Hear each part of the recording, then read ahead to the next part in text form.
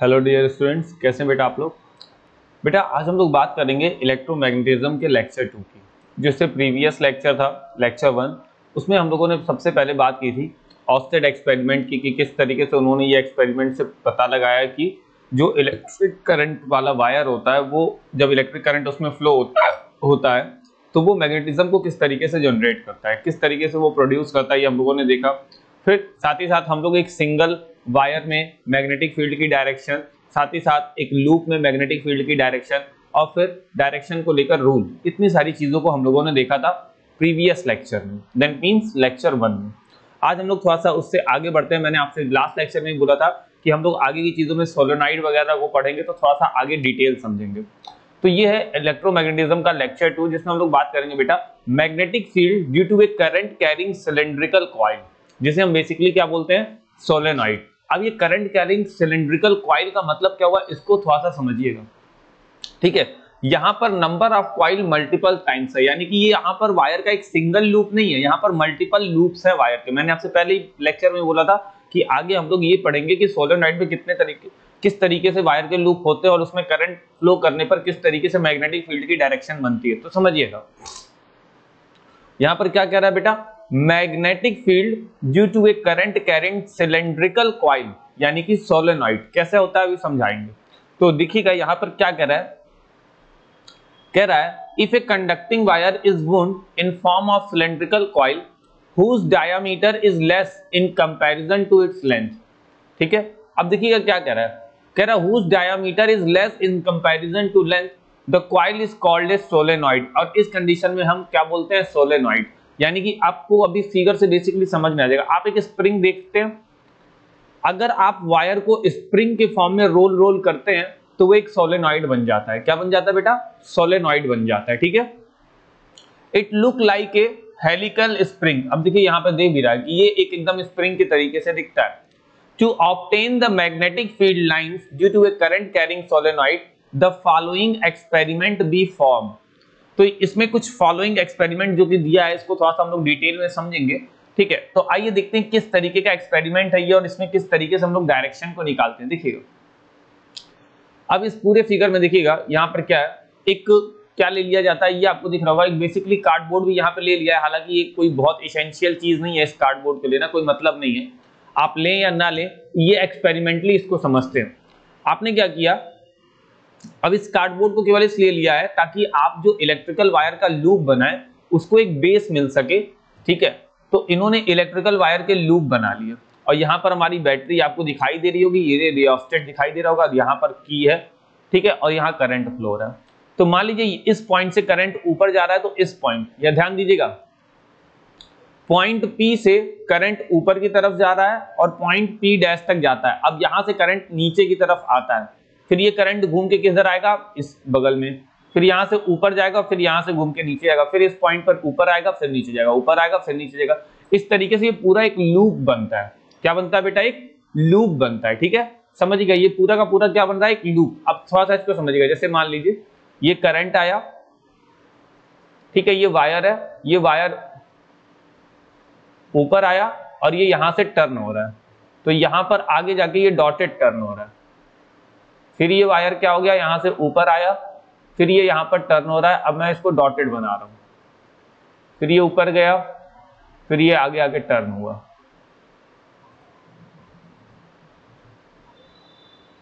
तो जो पीछे का वायर है बेटा उसको डॉटेड में बना रहा हूं।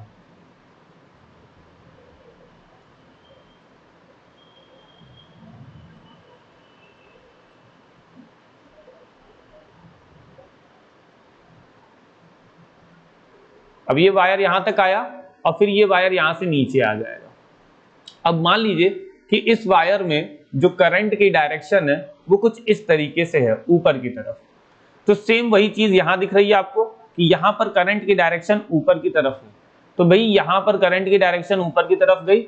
और इस वाले, अब देखिए पीछे वाले वायर में मैं इसको पिंक कलर से बनाता हूं, पीछे की तरफ जो करंट आएगा वो नीचे की तरफ आएगा। ऑब्वियस ही बात है, इधर से ऊपर जा रहा है तो उधर से नीचे आ रहा है, ठीक है। आपको दिखाई दे रहा होगा कि इसमें करंट नीचे की तरफ आ रहा है, ठीक है। पीछे वाले वायर से जब ये लूप बनेगा तो पीछे की साइड से करंट किधर आएगा, नीचे आएगा, ऑब्वियस सी बात है।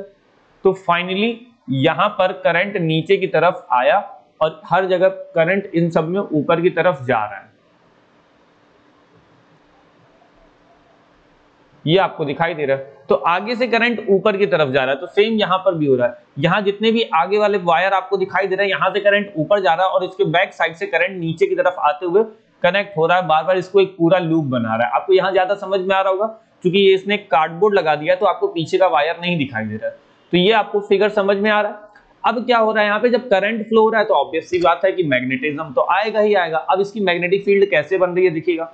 अगर आप यहां ध्यान देंगे, यहां से करंट ऊपर जा रहा है, अब इसके आगे अभी और कॉइल्स हैं, अभी और कॉइल्स हैं। तो हम एक काम करते हैं, या तो इस पॉइंट पर ही आते हैं। देखिए इस पॉइंट पर अगर करंट ऊपर जा रहा है तो आप अपना राइट हैंड रूल लगाइए। राइट हैंड रूल क्या कहता है कि थंब अगर ऊपर जाएगा और जिस तरफ उंगलियां फोल्ड होंगी उस तरफ मैग्नेटिक फील्ड बनेगा। तो ये मान लीजिए थंब अगर ऊपर है तो उंगलियां इस तरफ, मैग्नेटिक फील्ड इस तरफ फोल्ड होगा कि नहीं होगा, इस डायरेक्शन में फोल्ड होता है। आप अपने हाथ को फोल्ड करके देखिए, ये मैग्नेटिक, ये हमारे थंब की डायरेक्शन है और मैग्नेटिक फील्ड इस तरीके से फोल्ड होगी। तो यहां पर जो मैग्नेटिक फील्ड बन रही है बेटा वो इस तरीके से फोल्ड होगी। अब फोल्ड होने का मतलब ध्यान रखिएगा, अगर ये फोल्ड हो रही है तो ये इस लूप के अंदर फोल्ड हो रही है। हम लोगों ने पिछले वाले एक्सपेरिमेंट में पढ़ा था लूप के अंदर, यानी कि ये इस साइड से इस साइड आएगी मैग्नेटिक फील्ड, ऐसे आ रही है, यानी कि लूप के अंदर से। इस वाले वायर में भी लूप के अंदर से, ऐसे करते करते लूप के अंदर से आएगी। इस वाले वायर में भी क्या होगी भाई, लूप ऐसे बना ना, याद रखना। देखो लूप इस तरीके से बना है। लूप किस तरीके से बना बेटा, इस तरीके से बना है। तो अगर यहां पर करंट ऊपर जा रहा है तो ये ऐसे फ्लो हो रही है, यानी कि इस तरीके से फ्लो हो रही है, ठीक है। तो यहां पर अगर, ये तो मैंने आगे वाले वायर से देखा, अगर मैं पीछे वाले वायर से देखूंगा तो पीछे वाले वायर में करंट नीचे जा रहा है। तो करंट नीचे जा रहा है तब भी लूप की डायरेक्शन क्या है, सेम है। जो मैग्नेटिक फील्ड के लूप की डायरेक्शन होगी वो सेम होगी, तब भी करंट अंदर से बाहर की तरफ आता हुआ हमें दिखाई देगा। तो यहां पर हम ये देख रहे हैं कि करंट जब ऊपर जा रहा है तो उस लूप के अंदर से हमें दिखाई दे रहा है। जब मल्टीपल लूप्स रहेंगे ना बेटा, तो लूप के अंदर से करंट मैग्नेटिक फील्ड की लाइन आती हुई दिखाई देगी। जो इससे प्रीवियस वाला लेक्चर था उसमें मैंने आपको समझाया था कि एक लूप के अंदर जो मैग्नेटिक फील्ड की डायरेक्शन होती है वो एक सिंगल डायरेक्शन होती है, वो साउथ टू नॉर्थ की तरफ जाता है। तो यहां पर भी मल्टीपल लूप्स हैं, तो ये लूप्स में हर एक लूप्स में करंट की डायरेक्शन सराउंडिंग करेगी, लेकिन ये सराउंडिंग क्या होगी, इतने सारे मल्टीपल लूप्स हैं और क्लोज हैं, तो ये एक ओवरऑल डायरेक्शन बनाएगी जो कि इस डायरेक्शन से, यानी कि साउथ से नॉर्थ की तरफ फ्लो होगी। यानी कि इस तरीके से पूरी की पूरी मैग्नेटिक फील्ड की डायरेक्शन फ्लो होगी इसमें। तो आपको यहां पर वही दिखा रहा है कि यहां पर जो मैग्नेटिक फील्ड की डायरेक्शन है वो साउथ से नॉर्थ की तरफ लूप के अंदर फ्लो होती हुई दिखाई दे रही है। लूप के अंदर मैग्नेटिक फील्ड की डायरेक्शन साउथ टू नॉर्थ दिखाई दे रही है और लूप के बाहर नॉर्थ टू साउथ जाते हुए दिखाई देगी। ऑब्वियस सी बात है, अब अंदर से जा रही है साउथ टू नॉर्थ, तो बाहर तो नॉर्थ टू साउथ ही जाएगी ना बेटा मैग्नेटिक फील्ड की डायरेक्शन।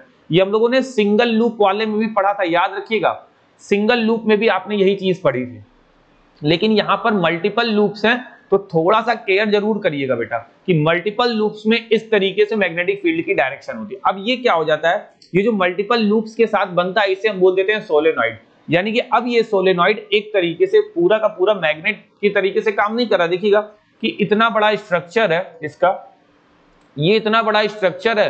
अब इसमें जो मैग्नेटिक फील्ड लाइन है वो एक पोर्शन से अंदर की तरफ जा रही है और दूसरे पोर्शन से बाहर की तरफ निकल रही है। तो एज ए टोटली मैग्नेट की तरीके से बिहेवियर नहीं हो रहा है इसका, हो रहा है। तो अभी हम लोग इसको और आगे करते हैं। अभी हम इसको मैग्नेट नहीं बोल रहे, अभी हम इसको क्या बोल रहे हैं बेटा, सोलेनॉइड। ठीक है, इसको क्या बोलते हैं, सोलेनॉइड बोलते हैं। हम लोग इसको अभी और आगे देखते हैं। तो बेसिक आई होप आपको ये एक्सपेरिमेंट तो समझ में आ गया होगा। अगर आपको ये एक्सपेरिमेंट नहीं समझ में आया है तो आप एक बार फिर से ट्राई करिएगा और वीडियो को बार बार देखिए, तो शायद आपको ये एक्सपेरिमेंट समझ में आएगा। अगर इनकेस फिर भी नहीं आता है तो मैं आपको कुछ ऑब्जेक्ट के साथ ये एक्सपेरिमेंट पूरा शो कर दूंगा। ओके, आगे देखते हैं बेटा। अब कह रहा है similarities between a current carrying solenoid and a bar magnet. इन दोनों में बेसिक सिमिलरिटीज क्या क्या होती हैं। ठीक है, तो कुछ सिमिलरिटीज को देखते हैं। कह रहा है the magnetic field lines of a current carrying solenoid are similar to the magnetic field lines of a bar magnet. इनकी जो मैग्नेटिक फील्ड ऑफ लाइंस बनती है सोलेनॉइड की या बार मैग्नेट की, ये सिमिलर होती हैं, सेम तरीके से बनती है। देखिएगा यहां पर आपको मैग्नेटिक फील्ड ऑफ लाइंस दिखाई दे रही है ना कि साउथ से अंदर जा रहा है ठीक है, और नॉर्थ से बाहर की तरफ जा रहा है, तो बार मैग्नेट में भी तो यही होता है बेटा, एक ये बार मैग्नेट होता है, ये नॉर्थ पोल और ये साउथ पोल, तो magnetic field of line north to south towards जाती है कि नहीं जाती है, इस तरीके से नॉर्थ से साउथ की तरफ जाती है कि नहीं जाती है, ऐसे ही तो जाती है मैग्नेटिक फील्ड ऑफ लाइंस, जाती है ना। तो ये same magnetic field of lines को शो कर रहा है। अगला पॉइंट क्या कह रहा है, अभी आगे देखना क्या रहा है, does a current carrying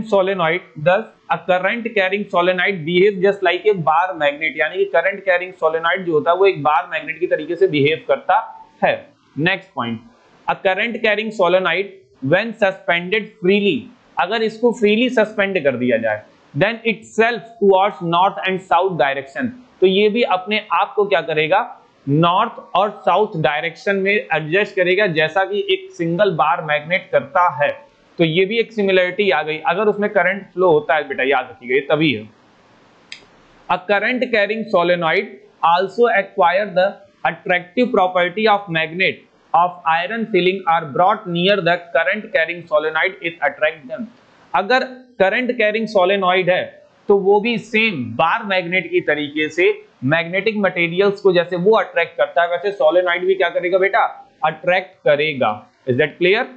okay, ये तो बेसिक कुछ सिमिलरिटीज की बात हो गई, साथ ही साथ इनमें कुछ डिससिमिलरिटीज भी होती हैं जो कि सिमिलर नहीं होते, इनको देखते हैं।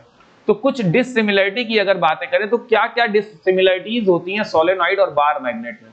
कह रहा है strength, the strength of a magnetic field due to a solenoid can be changed by changing the current, while the strength of the magnetic field due to a bar magnet cannot be changed।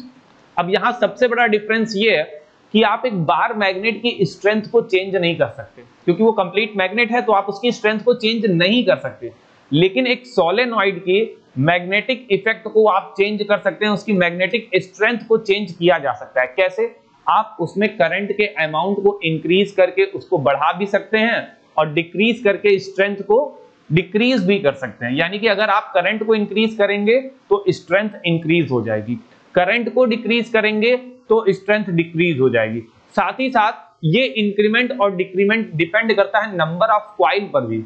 अगर आप number of coil को increase करते हैं तो भी strength बढ़ती है, number of coil को डिक्रीज करते हैं तो भी स्ट्रेंथ डिक्रीज हो जाती है। ठीक है, अगला point, the direction of the magnetic field due to a solenoid can be reversed by reversing the direction of current in it, but the direction of the magnetic field due to a bar magnet cannot be reversed. अब देखिएगा क्या रहा है, एक bar magnet की बात करेंगे बेटा, तो बार मैग्नेट में क्या होता है कि उनमें नॉर्थ और साउथ पोल फिक्स होते हैं, सो दैट्स वाई उनमें जो मैग्नेटिक फील्ड की डायरेक्शन होती है वो भी फिक्स हो जाती है। क्यों? क्योंकि उनका पोल्स फिक्स है। लेकिन एक सोलेनॉइड में कोई भी पोल फिक्स नहीं होता है, ये डिपेंड करता है कि इसमें करंट कौन सी डायरेक्शन से आ रही है। तो मान लीजिए अगर मैं पहले वाले केस में देखूंगा कि करंट की डायरेक्शन अगर ये थी, आपको जो कि दिखाई दे रहा था ऊपर की तरफ जा रही थी, तो इसमें ये बन गया था साउथ पोल और ये था नॉर्थ पोल। लेकिन अगर करंट की डायरेक्शन जस्ट अपोजिट हो जाए, सोच लो कि यहां से करंट ऊपर जाए और यहां से नीचे आए, तो क्या होगा, जब उधर से करंट ऊपर जाएगी तो इधर से बाहर निकलेगी, then it is become north pole and it's become south pole. तो इसका मतलब करंट की डायरेक्शन को चेंज करके आप इसके पोल्स को भी चेंज कर सकते हैं, यानी कि सोलेनॉइड का पोल और सोलेनॉइड की स्ट्रेंथ चेंजेबल है, वेयर एज एक बार मैग्नेट का कुछ भी चेंज नहीं किया जा सकता। ओके, समझ में आया आपको? आगे देखते हैं। आगे आता है बेटा इलेक्ट्रोमैग्नेट। इलेक्ट्रोमैग्नेट क्या है, थोड़ा सा इसको समझते हैं। ये जो इलेक्ट्रोमैग्नेट है, इलेक्ट्रोमैग्नेट होता क्या है? ठीक है, तो इलेक्ट्रोमैग्नेट क्या होता है जनरली, अब यहां पर हम एक्चुअल आ गए कि इलेक्ट्रोमैग्नेट क्या होता है, यानी कि इलेक्ट्रिसिटी के इफेक्ट से जो हम मैग्नेट फॉर्म करते हैं, दैट इज कॉल्ड इलेक्ट्रोमैग्नेट। क्या कह रहा है, an electromagnet is a temporary strong magnet made by passing current in a coil would around a piece of soft iron core, it is an artificial magnet। यानी कि soft iron core के around आप क्या करते हैं, coiling करते हैं, copper wire की या मेटल वायर की क्वाइलिंग कर देते हैं और उसमें से करंट फ्लो करते हैं, तब वो जो आयरन कोर है एज ए मैग्नेट बिहेव करता है और इसीलिए उसको क्या बोलते हैं, इलेक्ट्रोमैग्नेट। यानी कि with the help of electricity उस आयरन में मैग्नेटिज्म प्रोड्यूस होता है, that is why it is called electromagnet. ये थोड़ा सा केयर करिएगा बेटा, that is why it is called electromagnet. Okay, आगे देखते हैं बेटा। देखिएगा बेटा, आगे हम थोड़ा सा आई शेप्ड बार मैग्नेट को देखते हैं और इसका कंस्ट्रक्शन कैसे होता है इसको समझते हैं। देखिएगा, बेसिकली हमारे पास इलेक्ट्रोमैग्नेट दो टाइप के, एक आई शेप्ड और एक यू शेप्ड। तो पहले हम आई शेप्ड बार मैग्नेट को देखते हैं, इसका कंस्ट्रक्शन कैसे करते हैं। देखिए, कुछ करना नहीं होता है, हमें एक सॉफ्ट आयरन कोर लेना होता है, जो कि आप देख रहे हैं कि ये ब्लैक कलर की आउटलाइनिंग में एक सॉफ्ट आयरन कोर है जिसके दो एंड लिए गए हैं P एंड Q। अब इसके ऊपर हमने क्या किया, क्वाइलिंग कर दिया। अब देखिए क्वाइलिंग किस तरीके से की है, ध्यान दीजिएगा। ये क्वाइलिंग यहां से वायर है तो ये पहले इसके पीछे से जा रहा है और इसके आगे से इस तरफ से आ रहा है, यानी कि ये जो क्वाइलिंग है, अगर आप P साइड में खड़े होंगे तो आपको क्वाइलिंग कैसे दिखाई देगी बेटा, क्लॉकवाइज क्वाइलिंग दिखाई देगी। अगर आप Q की डायरेक्शन से देखेंगे तो आपको एंटी क्लॉकवाइज क्वाइलिंग दिखाई देगी। ध्यान रखिएगा, अगर आप P की साइड से देखें, देखिए ये इस तरीके का है, अगर आप P की पोजीशन पर गए तो आपको क्वाइलिंग कैसे दिखाई देगी बेटा, क्लॉकवाइज दिखाई देगी। लेकिन अगर आप Q की तरफ से देखेंगे तो आपको क्वाइलिंग एंटी क्लॉकवाइज दिखाई देगी। तो इसी क्लॉकवाइज डायरेक्शन और एंटी क्लॉकवाइज डायरेक्शन का यूज करके आप बता सकते हैं कि ये कौन सा पोल है। तो अगर क्लॉकवाइज डायरेक्शन है, then this pole behave like a south pole and this pole is behave like a north pole, अगर ये एंटी क्लॉकवाइज डायरेक्शन से जाएगा। अब इसको और समझते हैं, राइट हैंड थंब रूल से भी कोशिश करते हैं। मान लीजिए करंट फ्लो हो रहा है, तो करंट यहां से ऊपर जा रहा है, यानी कि पीछे से ऊपर जाएगा और आगे से करंट नीचे आ रहा है। तो अगर मान लीजिए पीछे से करंट ऊपर जा रहा है, तो ये मान लीजिए वायर है, यहां से करंट ऊपर जाएगा और इसके इस साइड से करंट नीचे आ रहा है। तो अगर यहां से करंट ऊपर जा रहा है यानी कि पीछे से, तो आपको पीछे से, मैं अपने पीछे से कर रहा हूं, तो यहां से करंट ऊपर जा रहा है, तो करंट फील्ड की डायरेक्शन क्या होगी बेटा, ऐसे होगी। ये किसके अंदर से फ्लो आएगा, ये इस पूरे कंडक्टिंग, ये जो हमारा आयरन कोर होगा इसके अंदर से पास होता हुआ आएगा। ठीक है, अब इस डायरेक्शन में करंट नीचे है तब भी ऐसा आएगा, यानी कि अंदर की direction this point two towards this point है, यानी कि लूप के अंदर की डायरेक्शन जो मैग्नेटिक फील्ड की है वो सेम है, यानी कि this is point two toward this. तो ये कौन सा पोल था बेटा, साउथ पोल, और ये क्या बन गया बेटा, north pole. That is south pole, that is north. तो south to north direction magnetic field of line की फिक्स हो गई है यहाँ पर। तो अगर आप इस पॉइंट पर खड़े होते हैं तो ये क्लॉकवाइज रोटेशन आपको दिखाई देगा coiling, that's why this is called north pole, और sorry that's why this is called south pole. और अगर आप पॉइंट Q से देखेंगे तो आपको कॉइलिंग एंटी क्लॉकवाइज दिखाई देगी, that is why this is called north pole. ठीक है, और अगर इसमें करंट फ्लो होता है तो ये पूरा का पूरा ये जो बार मैग्नेट है, सॉफ्ट आयरन कोर का बार, ठीक सॉरी बार मैग्नेट मैंने बोल दिया, ये जो सॉफ्ट आयरन कोर है, आयरन बार है, ये किस तरीके से बिहेव करेगा, just like a magnet behave करेगा। क्यों, क्योंकि इसमें magnetic field of line create हो जाएंगी, और जब magnetic field of line create हो जाएंगी तो ये आयरन कोर एक बार मैग्नेट की तरीके से बिहेव करेगा। ओके, अगर इसका यू शेप्ड बनाना है तो यू शेप्ड में हम लोग क्या करते हैं, सेम वही प्रोसेस, यू शेप का आयरन कोर ले लेते हैं। ठीक है, यू शेप्ड का आयरन कोर ले लेते हैं। अब इसमें देखिए क्वाइलिंग कैसे कर रहे हैं, समझिएगा। यहां पर हम लोग क्वाइलिंग कैसे कर रहे हैं, पहले एक पोल से और फिर दूसरा, एक साउथ पोल और एक नॉर्थ पोल है, ये आयरन का है। ठीक है, इसमें हम लोग बताएंगे किस तरीके से जनरेट हुआ है, अभी इसको समझेंगे। अभी यहाँ जनरेट तो दिखा रहा है लेकिन कैसे हुआ इसको समझेंगे। ये क्वाइलिंग देख रहे हैं आप, क्वाइलिंग आपको दिखाई दे रही होगी कि यहाँ से करंट अगर फ्लो हो रहा है तो पहले इस तरफ जा रहा है करंट और फिर इसके पीछे से जा रहा है, फिर ये इस तरीके से करंट जा रहा है, फिर यहाँ से ये करंट इस तरफ गया। अब देखिएगा यहाँ पर ये करंट क्या हो गया, पीछे से आगे की तरफ आ रहा है, पीछे से आगे की तरफ आ रहा है, आ रहा है, आ रहा है, आ रहा है, और फिर ये इसके पीछे से निकल के जा रहा है। ठीक है, तो थोड़ा सा फोकस करिएगा यहाँ पर। अगर करंट इस डायरेक्शन में जा रहा है, अगर करंट इस डायरेक्शन में जा रहा है, तो मान लीजिए अगर करंट इस डायरेक्शन में जा रहा है तो मैग्नेटिक फील्ड ऑफ लाइन ऐसे जाएंगी, और इसके पीछे से करंट ऐसे जाएगा तो भी मैग्नेटिक फील्ड ऑफ लाइन ऐसे जाएंगे, यानी कि मैग्नेटिक फील्ड ऑफ लाइन की डायरेक्शन क्या है, ऊपर की तरफ है। तो ये किसमें आएगा, उस जो सर्किल बन रहा है हमारा, जो लूप बन रहा है, लूप के अंदर से जा रही है मैग्नेटिक फील्ड ऑफ लाइन।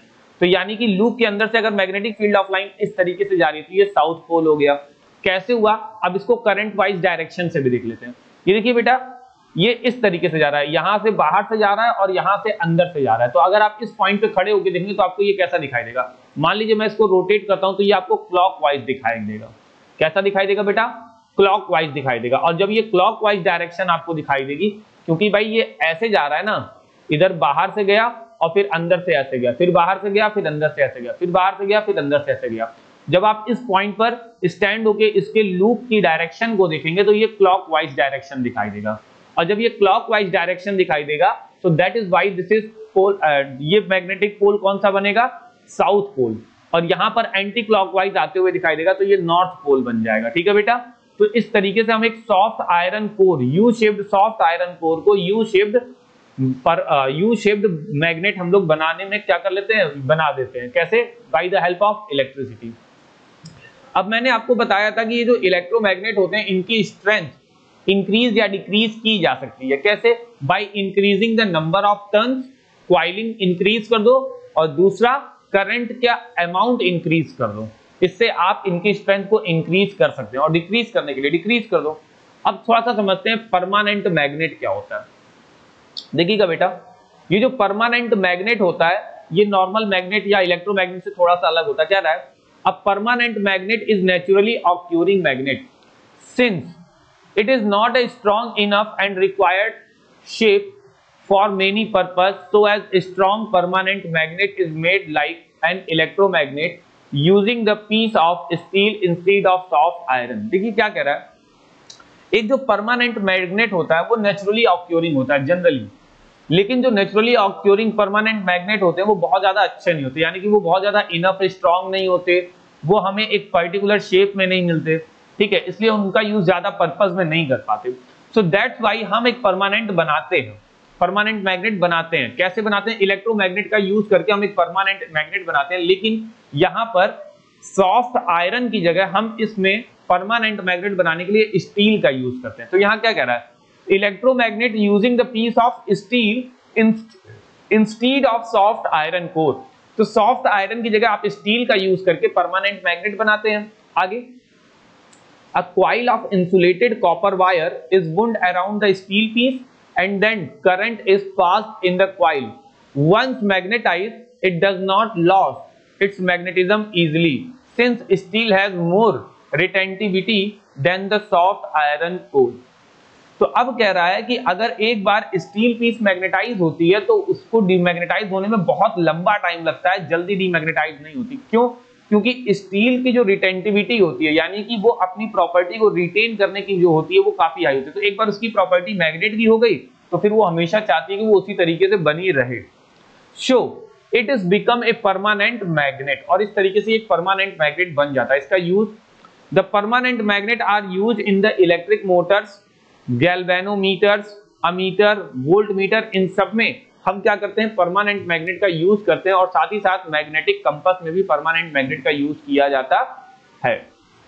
अब यहां पर हम कुछ बेसिक डिफरेंस देखते हैं, एक इलेक्ट्रोमैग्नेट और परमानेंट मैग्नेट के बीच में कुछ डिफरेंसेस। तो आइए पॉइंट वाइज हम लोग डिफरेंस देखते हैं। पहला, जो इलेक्ट्रोमैग्नेट होता है वो क्या होता है, और जो परमानेंट मैग्नेट होता है वो क्या। It is made up of soft iron. जो इलेक्ट्रोमैग्नेट होता है वो आयरन से बनता है और परमानेंट मैग्नेट स्टील से बनता है। Electromagnet produces the magnetic field so long as current flow in the coil. तो इलेक्ट्रोमैग्नेट की मैग्नेटिक फील्ड तब तक काम करती है जब तक कि उसमें करंट फ्लो होता है, यानी कि एक तरीके से ये एक टेम्परेरी है, लेकिन परमानेंट मैग्नेट हमेशा प्रोड्यूस करता है इसका, इसीलिए तो वो परमानेंट है। ठीक है, आगे, the magnetic field strength can be change. अब इलेक्ट्रोमैग्नेट की मैग्नेटिक फील्ड चेंज की जा सकती है, ऑब्वियस सी बात है, करंट के अमाउंट को इंक्रीज कर दो, सब कुछ इंक्रीज या डिक्रीज करके इसको चेंज कर सकते हो। लेकिन अगर कोई स्टील परमानेंट मैग्नेट बन गया तो उसके मैग्नेटिक फील्ड की स्ट्रेंथ को चेंज करना पॉसिबल नहीं हो पाता है, क्योंकि हमने उसे एक परमानेंट मैग्नेट बनाया है। The magnetic field of an electromagnet can be very strong. इसकी फील्ड को स्ट्रॉन्ग भी किया जा सकता है, नंबर ऑफ कॉइल इंक्रीज कर दो और इसको स्ट्रॉन्ग भी नहीं कर पाओगे, यानी कि मैग्नेटिक फील्ड की फील्ड जो होती है उसकी स्ट्रेंथ को भी बढ़ा सकते हो, स्ट्रॉन्ग भी कर सकते हो, लेकिन ऐसा इसमें कुछ नहीं किया जा सकता। साथ ही साथ इलेक्ट्रोमैग्नेट की पोलैरिटी भी चेंज कर सकते हो। भाई अभी नॉर्थ था, अभी साउथ था, आपने डायरेक्शन करंट की चेंज कर दी, इंटरचेंज हो गए पोल्स, लेकिन परमानेंट मैग्नेट में ऐसा कुछ नहीं हो सकता, पोलैरिटी चेंज नहीं हो सकती, रिवर्स नहीं हो सकती। It can be easily demagnetize. जो इलेक्ट्रोमैग्नेट होता है उसको डीमैग्नेटाइज करना बहुत आसान होता है। कैसे डीमैग्नेटाइज कर सकते हैं हम लोग उसको? हम लोग को उसको केवल यही करना है कि उसके पास से जो करंट फ्लो हो रहा है उसके फ्लो को रोक दो, स्टॉप कर दो, यानी कि फ्लो ऑफ इलेक्ट्रिसिटी, वहां पर करंट का फ्लो स्टॉप कर दो, वो डीमैग्नेटाइज हो गया। लेकिन इसको डीमैग्नेटाइज करना थोड़ा सा इजी नहीं होता, क्योंकि ये परमानेंट मैग्नेट में कन्वर्ट हो चुका, तो ये थोड़ा सा टाइम लेता है बेटा।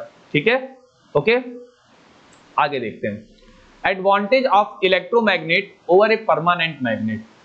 तो इलेक्ट्रोमैग्नेट का परमानेंट मैग्नेट पे क्या एडवांटेज होता है? An electromagnet can produce a electron magnetic field, the strength of the magnetic field of a electromagnet can easily be changed by changing the current. भाई ऑब्वियस सी बात है, हम लोग 2-4 बार पढ़ ही चुके हैं इतने देर में। Polarity can be change reverse by direction for the current in its solenoid. ठीक है, अब इलेक्ट्रोमैग्नेट का यूज कहां कहां करते हैं देखते हैं। तो बेसिक इलेक्ट्रोमैग्नेट का use for lifting and transporting heavy iron scrap, obvious सी बात है, girder plates etcetera, particularly when it is not convenient to take the help of human labour. और ज्यादातर हम लोग इसको कब यूज करते हैं? जब हम जानते हैं कि ये काम ह्यूमन लेबर नहीं कर पाएंगे, तो हम इसका यूज करते हैं। Electromagnet are used to lift as much as 2000 kg of iron in a single lift. Electromagnet से हम लगभग 20,000 किलो का आयरन लिफ्ट कर सकते हैं, वो भी एक सिंगल टाइम में। To unload the iron object at a desired place, the current in the electromagnet is switched off so that the electromagnet get demagnetized. यानी कि हम अगर इलेक्ट्रोमैग्नेट को देखें तो बहुत ही अच्छा यूज होता है, हम इसको कहीं भी यूज कर सकते हैं, कभी भी डीमैग्नेटाइज कर सकते हैं। अगर हमें कुछ भी आयरन स्क्रैप वगैरह में इसका बहुत इजीली यूज कर सकते हैं। साथ ही साथ अगर हमारे पास ह्यूमन लेबर कम है तो हम इसका यूज बहुत ही इफिशियंट वे में कर सकते हैं। ठीक है, आगे कह रहा है for loading the furnace with the iron, iron furnaces के लिए यूज करते हैं। For separating the iron piece from debris and ores where as iron exist as impurities. हम क्या कर सकते हैं? सेपरेशन, यहाँ पर फॉर सेपरेशन के बीच में स्पेस है, तो यहाँ स्पेस थोड़ा सा हट गया है। हम बेसिकली क्या कर सकते हैं बेटा? फॉर सेपरेशन कर सकते हैं। ठीक है, यहां ध्यान रखिएगा, ये क्या है बेटा? यहां पे फॉर सेपरेशन लिखा हुआ है, यानी कि हम इम्प्योरिटीज से आयरन को सेपरेट करने के लिए इसका यूज करते हैं। अगर आपने केमिस्ट्री पढ़ा होगा तो केमिस्ट्री में मेटलर्जी एक चैप्टर है, उसमें आपने देखा होगा कि उसमें आयरन और जो होते हैं उससे आयरन को अलग करने के लिए हम लोग क्या करते हैं? एक मैग्नेटिक बेल्ट आती है, मैग्नेटिक बेल्ट से उसको पास करते हैं। तो मैग्नेटिक बेल्ट क्या होती है? इसी तरीके की एक इलेक्ट्रोमैग्नेटिक बेल्ट होती है, वो उसमें जो आयरन होता है वो पीछे की साइड में, और जो बाकी के इम्प्योरिटीज होती हैं वो पहले ही गिर जाती हैं। तो दैट्स वाई हम लोग वहां पर उसमें भी यूज करते हैं। तो वही कह रहा है यहाँ पर, separating the iron piece from the impurities, for removing the piece of iron from wound. ठीक है, अब बेसिकली हम कहीं हमारा वुंड हो जाए या आयरन वगैरह लग जाए कुछ पतला सा, तो हम वहां पर भी इलेक्ट्रोमैग्नेट का यूज करते हैं। In scientific research to study the magnetic property of a substance in a magnetic field, in several electrical devices such as electrical bell, telegraph, electric tram, electric motor, relay, microphone, loudspeaker etc. बहुत सारी चीजों में हम electromagnet का use करते हैं। लेकिन जो इसका सबसे कॉमन यूज होता है वो एक तरीके से हम समझते आ रहे हैं, क्लास 6 में भी 7th 8 हम लोग पढ़ते आ रहे हैं। इलेक्ट्रिक बेल किस तरीके से काम करता है इसको समझते हैं। तो यहाँ पर कुछ फंक्शन है इलेक्ट्रिक बेल का, मैं आपको यहाँ समझाता हूँ कि इलेक्ट्रिक बेल किस तरीके से वर्क कंप्लीट करता है। देखिएगा, ये पूरा सेटअप है। अब इस सेटअप में देखिएगा, ये हैमर होता है, ये वाला पॉइंट हैमर, ये गॉन्ग होता है, ये पुश बटन यानी कि स्विच ऑन स्विच ऑफ का बटन, और ये एक क्या होता है? सॉफ्ट आयरन कोर होता है। अब हमने इस पे क्या करते हैं? वायरिंग करते हैं, वायर समझ रहे हैं ना, वायरिंग करते हैं, इसको इस तरीके से वायरिंग करते हैं। ठीक है, अब देखिएगा पूरा अटैचमेंट देखिएगा, ये वायरिंग कर दिए और ये वायर कनेक्ट हो गया है एक टर्मिनल एस से, और ये टर्मिनल कनेक्ट है आर्मेचर से। ये आर्मेचर है और ये आर्मेचर मेटल आर्मेचर होता है। ये किस चीज का आर्मेचर होता है बेटा? ज्यादातर ये मेटल आर्मेचर होता है। अब इस मेटल आर्मेचर पे फिर ये एक कील, ये एक हमारी नेल है, और इस नेल से कनेक्ट हो गई स्प्रिंग, और इस स्प्रिंग से यहाँ होता है हमारा कॉन्टेक्ट स्क्रू, और ये पॉइंट हो जाता है कॉन्टेक्ट पॉइंट, ये कॉन्टेक्ट स्क्रू और ये। ठीक है, अब क्या होता है कि जब करंट यहां से फ्लो होता है, जब करंट यहां से फ्लो हुआ, ठीक है, स्विच ऑन किया, करंट फ्लो हुआ, आगे गया करंट, अब इसमें करंट आ गया। अब करंट आने की वजह से अब समझिएगा यहाँ क्या हुआ, यहां पर आ गया करंट, करंट यहां से ऊपर की तरफ गया, देखिए ऊपर नीचे, यहां से करंट ऊपर की तरफ गया, फिर ऊपर की तरफ गया, यहां से करंट गया, तो ये मैग्नेटिज्म आ गया। जब करंट इसमें फ्लो हुआ तो इसके पास क्या आ गया, मैग्नेटिज्म आ गया, यानी कि सॉफ्ट आयरन जो है वो कन्वर्ट हो गया मैग्नेट में। और जैसे ही ये मैग्नेट में कन्वर्ट हुआ तो ये जो मेटल आर्मेचर है इसको क्या करेगा, अपनी तरफ अट्रैक्ट करता है। भाई इलेक्ट्रिसिटी फ्लो हुई, ये आर्मेचर को अपनी तरफ अट्रैक्ट करता है। जब आर्मेचर इसकी तरफ अट्रैक्ट होता है तो ये हैमर जो कि आर्मेचर से कनेक्ट है वो गोंग पर हिट करता है, तो हमें एक आवाज सुनाई देती है। हिट किया, आवाज सुनाई दी, लेकिन अब क्या होता है, जब ये आर्मेचर आगे आता है तो इस कांटेक्ट स्क्रू का इस ब्लैक पॉइंट से कांटेक्ट, यानी कि यहां से कांटेक्ट छूट जाता है। अब कांटेक्ट छूट गया तो सर्किट क्या हो गई, करंट ऐसे फ्लो होते हुए यहां तक आया, लेकिन यहां पर सर्किट क्या हो गई, ब्रेक हो गई। जैसे ही सर्किट ब्रेक होती है तुरंत इसका मैग्नेटिज्म क्या होता है, खत्म, ये डीमैग्नेटाइज हो गया। अब जब ये डीमैग्नेटाइज हो गया तो आर्मेचर वापस अपनी जगह जाता है। अब जैसे ही वापस अपनी जगह जाता है तो ये कांटेक्ट पॉइंट फिर से कांटेक्ट स्क्रू के टच में आता है। जैसे ही टच में आया, जो करंट थी वो अब आगे की तरफ बढ़ जाएगी। अब करंट क्या होगी, आगे की तरफ बढ़ गई, ठीक है। अब करंट फिर से यहां से ऐसे गई और सर्किट पूरा कर ली, ठीक है। तो जैसे ही ये सर्किट पूरा करेगी तुरंत ये मैग्नेटाइज हो गया, समझना, जैसे ही सर्किट पूरा हुआ ये फिर से मैग्नेटाइज हो गया, फिर से आर्मेचर इधर, लेकिन जैसे ही आर्मेचर इधर आएगा, गोंग को हिट करेगा, तुरंत ये डीमैग्नेटाइज हो जाएगा और ये तुरंत वापस, जैसे ही ये वापस गया सर्किट कंप्लीट, फिर से आर्मेचर इधर। यानी कि ये प्रोसेस इतना फास्ट होता है कि आपको रिंगिंग साउंड बहुत जल्दी जल्दी सुनाई देता है। तो दैट्स व्हाई ये आर्मेचर और मैग्नेट का ही कमाल होता है। आर्मेचर मैग्नेटाइज हुआ, ये जो आयरन है वो मैग्नेटाइज हुआ, आर्मेचर आगे, जैसे ही वो आगे आता है वो खुद से खुद डीमैग्नेटाइज, वो क्या होता है, सर्किट ब्रेक करता है। जैसे ही सर्किट ब्रेक हुआ डीमैग्नेटाइज हो गया, ये पीछे, फिर ये आगे, ये पीछे, बार बार ये प्रोसेस चलता रहता है। और इस तरीके से हमारा बेटा इलेक्ट्रिक बेल वर्क करता है। ध्यान दीजिएगा कि इस तरीके से हमारा इलेक्ट्रिक बेल वर्क करता है। हमें थोड़ा सा फोकस्ड होना पड़ेगा। हम लोग प्रीवियस क्लासेस में भी इलेक्ट्रिक बेल की वर्किंग और किस तरीके से काम करता है इसको पढ़ते हुए आए हैं, ठीक है। तो फिलहाल बेटा आज के लेक्चर में हम लोग इतना ही देखेंगे कि किस तरीके से इलेक्ट्रोमैग्नेट या सोलेनॉइड के बारे में हम लोगों ने बात की। आई शेप्ड मैग्नेट, यानी कि एक single I shaped bar magnet, electromagnet, ठीक है, और यू शेप्ड इलेक्ट्रोमैग्नेट को किस तरीके से बना सकते हैं। एक परमानेंट मैग्नेट अगर हमें बनाना हो तो हम आयरन की जगह स्टील का यूज करते हैं, ठीक है। तो थोड़ा सा इसको रिवाइज भी करते रहा करिए बेटा, ठीक है। तो फिर मिलते हैं नेक्स्ट लेक्चर में। तो फिलहाल बाय बाय।